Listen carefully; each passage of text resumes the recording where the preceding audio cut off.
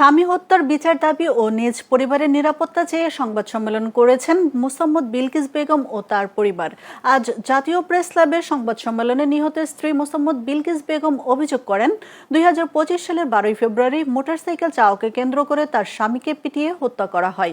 এই ঘটনায় নবাবগঞ্জ থানায় মামলা দায়েরের পর থেকেই আসামিরা মামলা তুলে নিতে তাকে ও তার স্বজনদের বিভিন্নভাবে ভয়ভীতি ও হুমকি দিয়ে আসছে।